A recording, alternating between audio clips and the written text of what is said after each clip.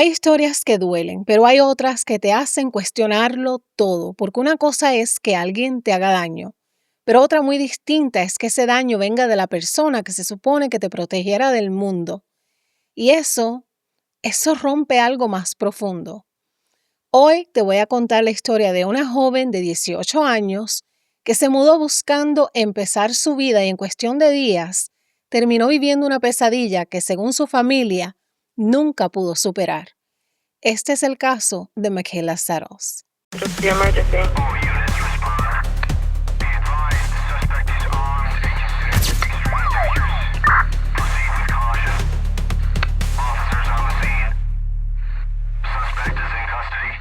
Hola mi gente, bienvenidos a su canal Delitos de Sangre. Yo soy Magali, gracias por acompañarme, gracias por estar aquí.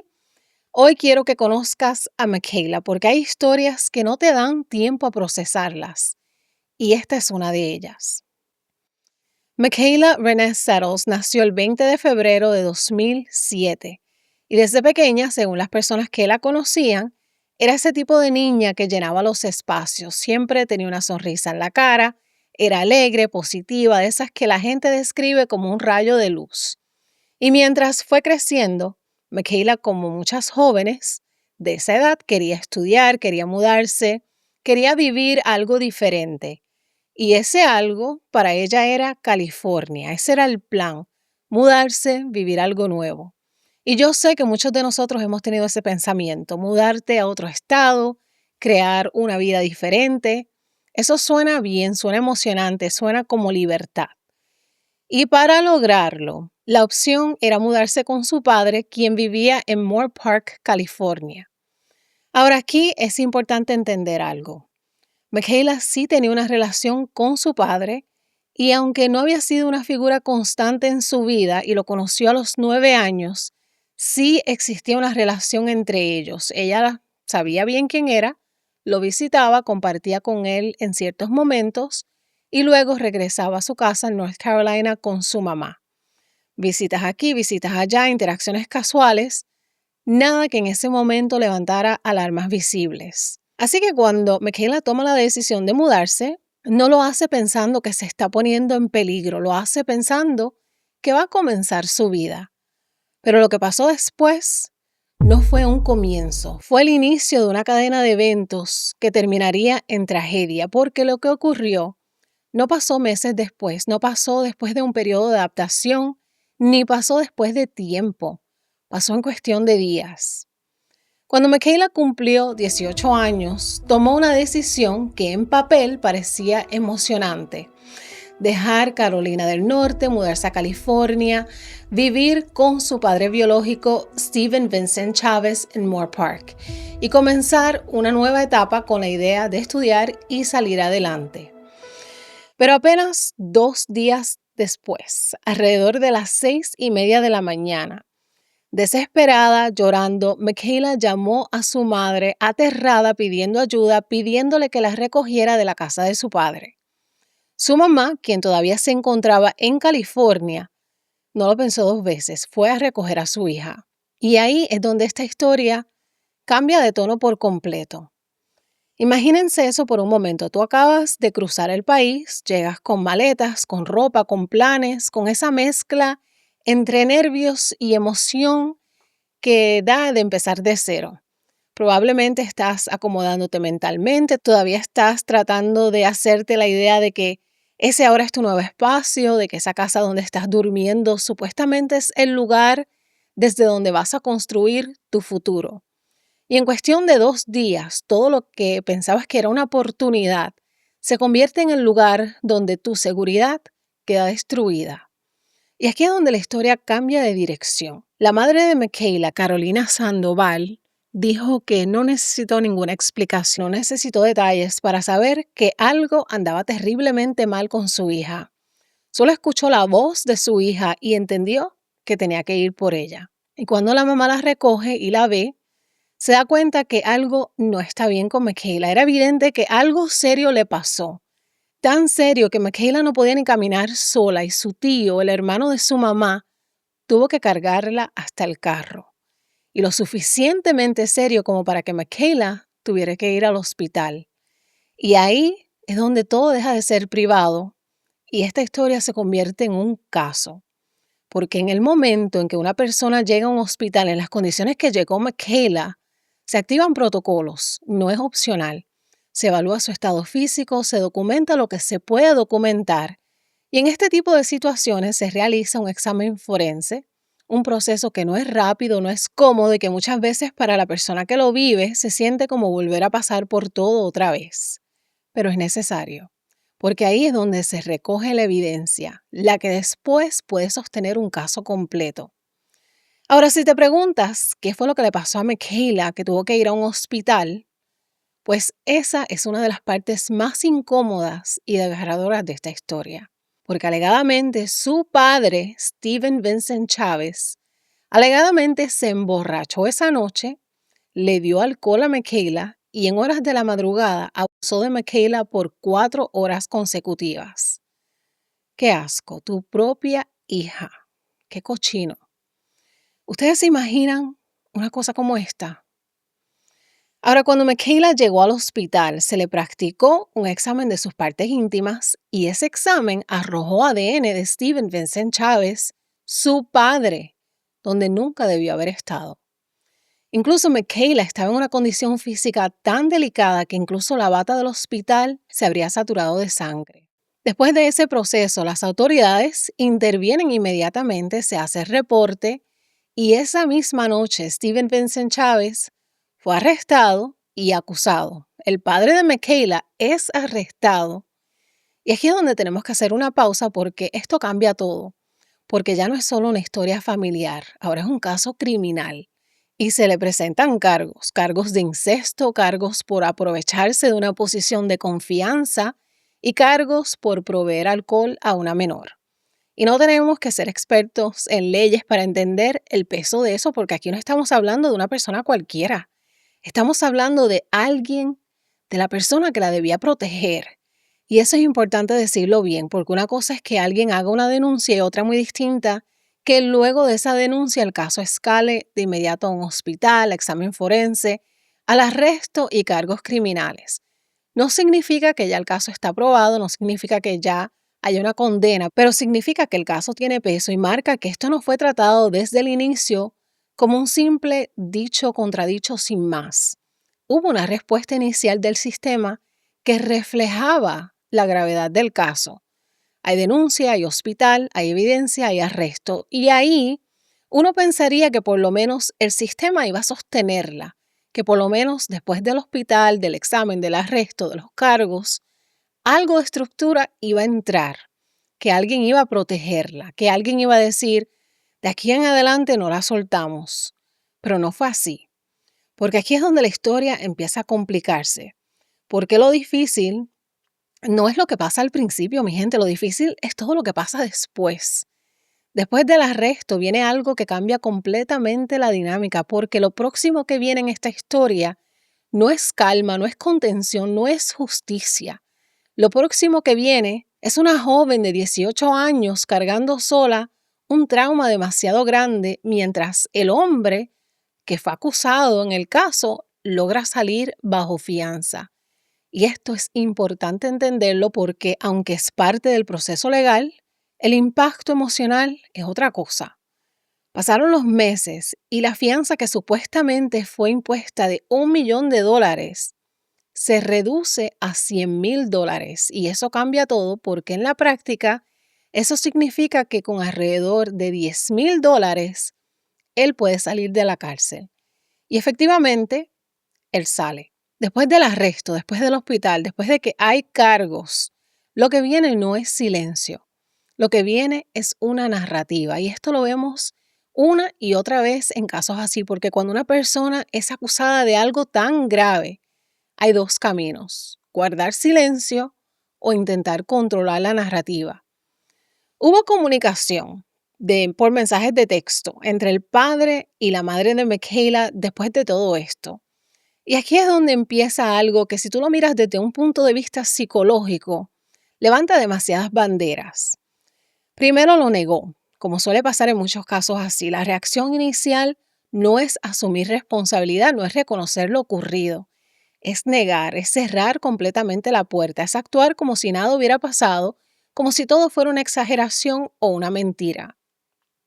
Luego vino la minimización, porque ya cuando no puedes negar todo por completo, lo que haces es bajarle el peso, restarle importancia, hacer ver lo que ocurrió como algo que no es tan grave, como algo que se está sacando de proporción, como si el problema fuera la reacción y no realmente lo que pasó. Y después vino algo que es aún más peligroso y es desviar la culpa, porque entonces la narrativa cambia. Ya no se trata de lo que hizo esa persona, sino de cuestionar a la víctima, de poner en duda sus decisiones, su comportamiento, de insinuar que de alguna manera la víctima tuvo la responsabilidad de lo ocurrido. Y ahí es donde tú ves el patrón completo. No es solo negar, es protegerte a toda costa, aunque eso signifique distorsionar la verdad y cargarle ese peso a alguien que ya está tratando de sobrevivir todo por lo que pasó. Se habla de mensajes donde él cuestiona la credibilidad de su propia hija, insinuando como quien dice, oh, Michaela no miente, como que ella sí estaba mintiendo, incluso después de que ya se había realizado un examen forense. También se menciona que en algún punto él alegó haber estado en un estado de blackout, que se blaqueó por consumo de alcohol, pero al mismo tiempo hacía comentarios que implicaban recordar partes de lo ocurrido. Y ahí tú dices, espérate, porque no puedes tener dos cosas al mismo tiempo. No puedes decir, no recuerdo nada y a la misma vez insinuar que hubo consentimiento. Eso desde cualquier análisis lógico no cuadra. Y aquí no estamos diciendo que eso lo condena automáticamente, pero sí estamos diciendo que ese es el tipo de contradicción que en un juicio se analiza con lupa. Ahora, al Steven Vincent Chávez quedar libre, significa que ahora tienes a Michaela tratando de entender todo lo que pasó, tratando de procesar algo que no tiene explicación. Y la persona que ella señaló está fuera.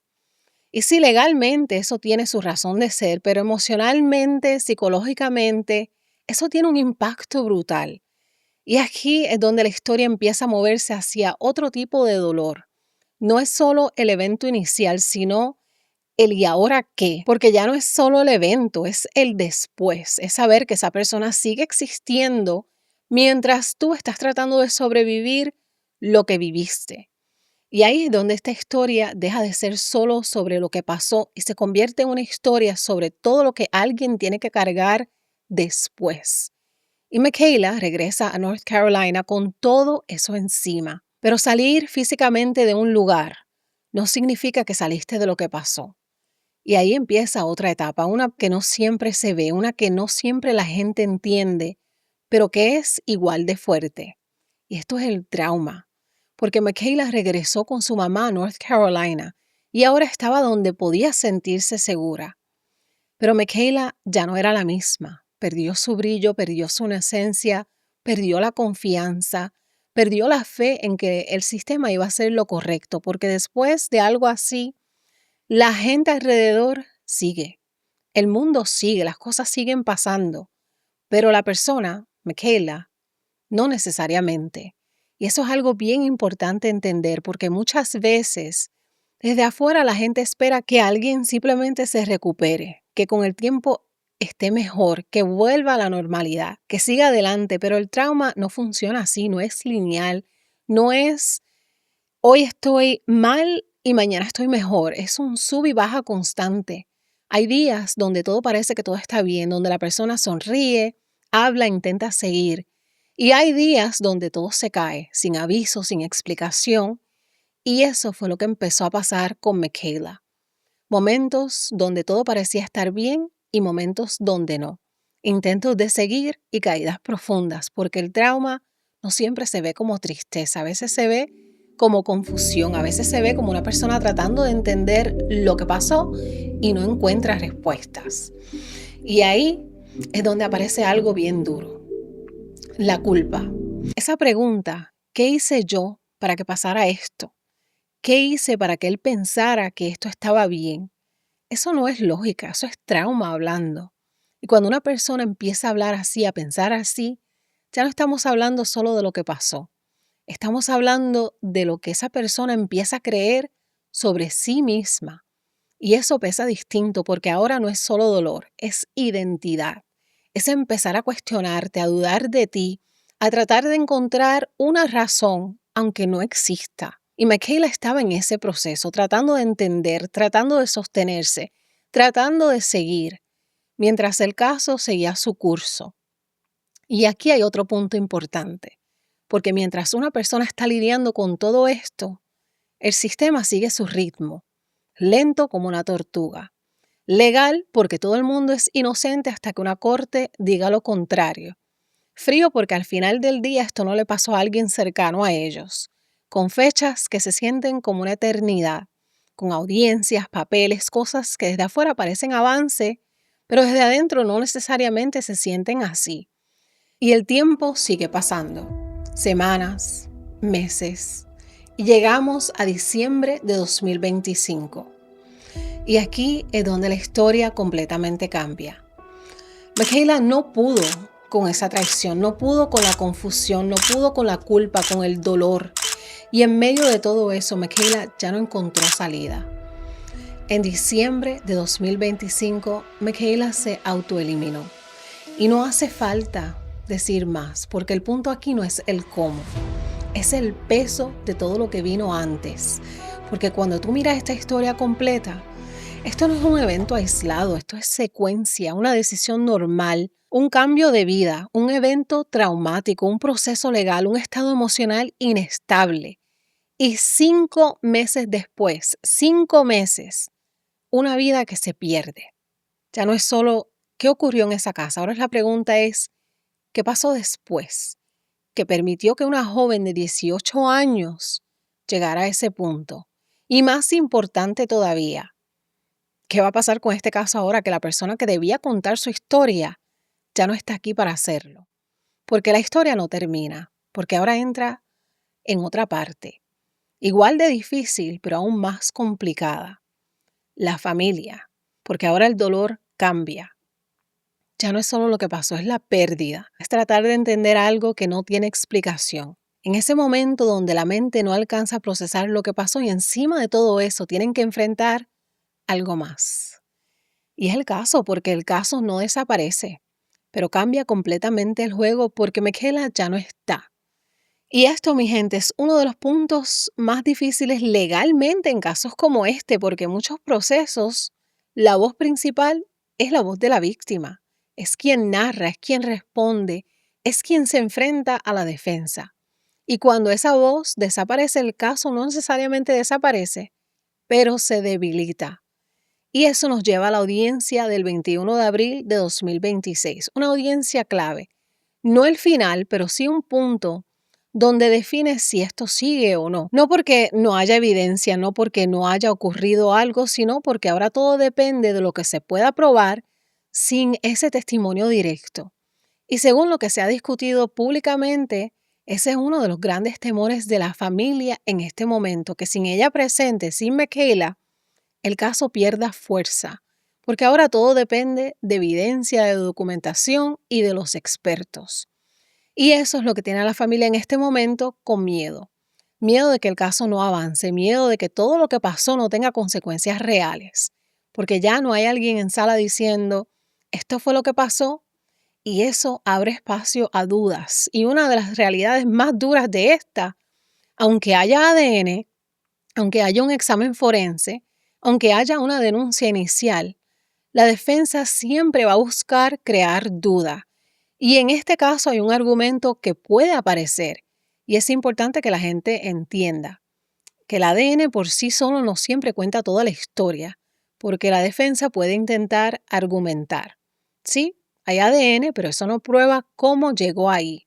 Y ahí es donde entran los expertos, ahí es donde entra el contexto, ahí es donde entra el testimonio y ese testimonio ya no está, todo se vuelve más complicado. Eso no significa imposible, pero sí más difícil. Y en un sistema donde la duda razonable decide, eso lo cambia todo. Y aquí entra algo importante, la atención pública, porque sí nos reemplaza la evidencia, pero sí evita que un caso como este se pierda en silencio. La prima de Michaela, Crystal Sandoval, y la mamá de Michaela, Carolina Sandoval, son quienes se han encargado de que este caso salga a la luz, de que se conozca la verdad, de que todo se escuche, de que se le haga justicia a Michaela. Se han encargado de esto en las redes sociales. Ellas son las que han hecho que este caso salga a la luz. Compañeros, este es un caso que ha conmocionado a la comunidad del mundo digital y es que según la familia, la fiscalía aquí en el condado de Ventura podría desestimar el caso tras la muerte de Michaela. Nos decía a todos que quería ser muy exitosa aquí en California. Lo que comenzó como un sueño al cumplir sus 18 años terminó en una tragedia. Él le había dicho que le iba a pagar por su colegio y que le iba a comprar carro. Michaela Renee Settles dejó Carolina del Norte para iniciar una nueva vida en California. Quería estudiar negocios en Moore Park College y convivir con su padre biológico, a quien conoció por primera vez a sus 9 años y había visitado ocasionalmente. Sin embargo, un día después de mudarse con él, en julio del año pasado, la vida de Michaela cambió. Al siguiente día es lo que hace él, ¿no? La emborracha y la abusó. Intoxicado, su familia dice que Michaela contó que su padre la violó por 4 horas. Al día siguiente la llevaron al hospital. Estaba llorando, tenía sangre en su Partes íntimas. Sí, en sus partes íntimas. Michaela, dicen sus familiares, repetía una y otra vez. Tía, why? ¿Por qué? ¿Por qué me hizo esto? Yo lo único que hice fue la abracé y le dije, no es tu culpa. Steven le envió a Carolina este mensaje. Y que no sé qué pasó, que no va a tomar otra vez. Pero algo aún peor llegó 5 meses después. El 22 de diciembre del año pasado, Michaela decidió quitarse la vida. La familia ahora afirma que la Fiscalía del Condado de Ventura les informó que la muerte de la joven complica el proceso judicial. Que no se puede defender y hablar y ser testigo es básicamente la palabra de él contra la de ella. Esto llevó a Cristal a impulsar el movimiento Justicia para Michaela, que ya se ha viralizado y convoca una protesta el 21 de abril, cuando se presentará el acusado frente a la Corte Superior del Condado. Por su parte, la Fiscalía nos dijo, gran parte de la información que se está compartiendo en redes sociales no es precisa. Nuestra unidad de delitos sexuales está procesando este caso con todo el peso de la ley. Este es un caso extremadamente serio en el que estamos buscando una sentencia de prisión. El acusado se ha declarado no culpable a todos los cargos y actualmente está libre bajo fianza. La familia solo espera que toda la comunidad se presente aquí a las 7 de la mañana el próximo martes 21 de abril para protestar por la muerte de Michaela. Pero hay algo más profundo aquí. Este caso no es un caso individual. Esto está exponiendo varias cosas al mismo tiempo. Lo vulnerable que puede ser una persona joven, incluso siendo legalmente adulta. Lo complicado que es enfrentar un proceso legal después de un trauma así. Y lo frágil que puede volverse un caso cuando la víctima ya no está para defender su propia historia. Porque esto no es solo indignación, esto es reflexión, porque al final del día, este caso no se trata solo de un tribunal, ni de un juez, ni de fiscalía. Se trata de algo más básico, se trata de escuchar, se trata de validar, se trata de entender que cuando una persona habla, especialmente después de algo así, lo mínimo que merece es no tener que cargar con eso sola. Y aquí también entra otra conversación que es incómoda, pero hay que tenerla. Y es este sistema, porque sí, hay procesos, hay leyes, hay estándares de evidencia, pero también hay momentos donde uno tiene que preguntarse, ¿estamos realmente protegiendo a las víctimas o estamos esperando a que ellas sean lo suficientemente fuertes para sobrevivir el proceso solas? Y esto no puede seguir pasando, no puede, porque al final del día no se trata de un caso más. Esto se trata de una vida que tenía planes, que tenía sueños, que tenía futuro y que hoy ya no está. Y si hay algo que puedes hacer después de escuchar esto, no es solo compartirlo. Es ser esa persona que escucha, esa persona que valida, esa persona que no cuestiona primero, sino que apoya primero. Porque no sabemos quién a tu alrededor está cargando algo en silencio, porque escuchar, validar, no es opcional, mi gente, es necesario. Ahora, sobre esta audiencia del 21 de abril, según lo que la familia le dijo a Fox 11, con los cargos actuales, lo máximo que Steven Vincent Chávez enfrentaría sería 3 años de prisión y 20 años como registrante sexual. Y para la familia eso obviamente no se siente como justicia, porque también les preocupa que con créditos por buen comportamiento o el tiempo tras las rejas pueda ser mucho menos. Además reportaron que él todavía conserva su pasaporte, que no tiene restricciones claras de viaje internacional y que la próxima audiencia preliminar está pautada para el 19 de mayo. Yo sé que hay una firma que andaba por ahí, no he encontrado el link todavía, pero lo voy a buscar. Si lo encuentro, lo voy a poner en la descripción.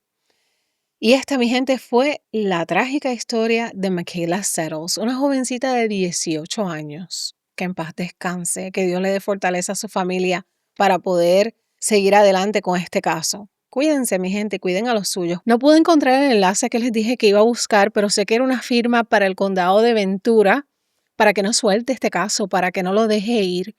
Pero sí pude encontrar un enlace, una cuenta de GoFundMe que fue hecha por la mamá de Michaela, Carolina Sandoval. Y si alguien quiere ayudar a esta familia con el costo legal de este caso para que su abogado pueda defenderla y puedan encontrar, buscar justicia para Michaela, les voy a poner el enlace en la descripción. Si quieren ayudar a esta familia, con mucho gusto pueden hacerlo. Estoy segura que la familia se los agradecería muchísimo.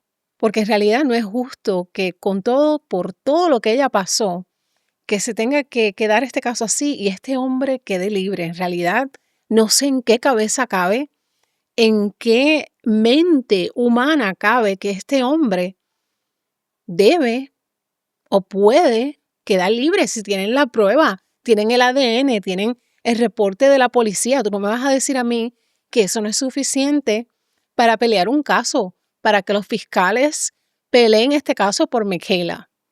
Para mí, esto no fue un error, ni una confusión, ni un momento. Esto fue manipulación desde el principio. Esto fue alguien que la engañó, que le vendió una falsa seguridad con una sola intención de aprovecharse de ella. Y entonces uno tiene que preguntarse, ¿de verdad el sistema está considerando dejar libre a este hombre como si nada? Porque no me digas a mí que alguien que es capaz de hacerle algo hacia su propia hija no es un peligro para cualquier mujer, cualquier niña que se le cruce en el camino. Eso no es algo aislado, eso es un patrón, es un riesgo real. Y lo más fuerte de todo esto es que sabiendo esto, todavía existe la posibilidad de que vuelva a la calle. Eso es lo que da más coraje en este caso, mi gente. Gracias por acompañarme, gracias por permitirme traerle el caso de Michaela Settles. Nos vemos en el próximo video y les traeré el avance del caso cuando salga. Delitos de Sangre. Bye.